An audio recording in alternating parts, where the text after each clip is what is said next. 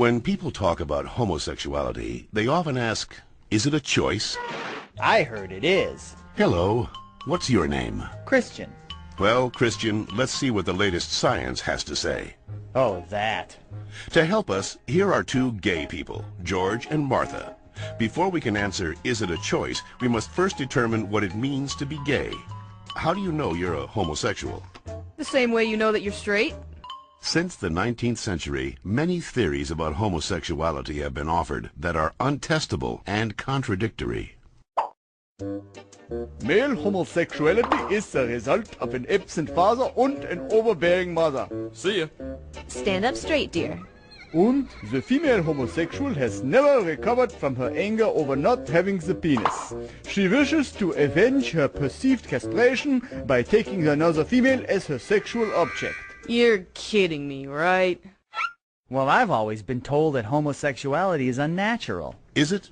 In fact, homosexual relations are common in nature, including zebras, baboons, dolphins, sheep, buffalo, ducks, foxes, elephants, horses, gorillas, moose, house cats, pigs, mice, rabbits, swans, and lions, to name a few. Well, okay, but we're not animals. Human beings have free will. You don't just decide who to love. Settle down there, Martha. Christian does have a point, but let's take a look at the most recent scientific evidence. As they study sexual orientation, scientists are currently looking at three main areas: genes, hormones, and birth order. Of course, most of these studies focus only on male sexuality. Sorry, Martha. What a shock. Let's first look at studies of identical twins. Hi. When one identical twin is a gay man, the other twin is gay up to 70% of the time, far higher than would occur if genes played no role. In fact, these studies show that genes play a greater role in determining sexual orientation than they do in whether or not you're right or left-handed. And we don't punish the left-handed. Well, not anymore. Let's get it! Scientists have recently noticed a striking statistical phenomenon. Studies show that having older brothers increases the odds of a boy being homosexual. Moms always baby the youngest, making them gay. No, that's not it. When a woman is pregnant with a boy, scientists are realizing that her female body often sees the male fetus as a foreign object and begins to produce antibodies against it.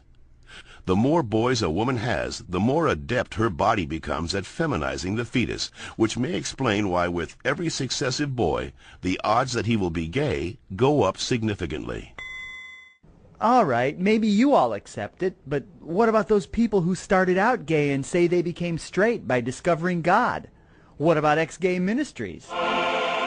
Even so-called ex-gay ministries don't claim to change a person's inner sexual desires, just his or her sexual conduct. We're still gay. If these places really work, why don't they all use the same technique? Why does each ministry experiment its own way? Well, And why have so many members and leaders recanted earlier claims that they were changed? maybe these programs don't work for everyone, but what's the harm? How about the feelings of shame and guilt they instill and reinforce in their victims? Or the money, energy, and time they sap from people who have nothing wrong with them? Says you. Well, in point of fact, not just George says that, Christian.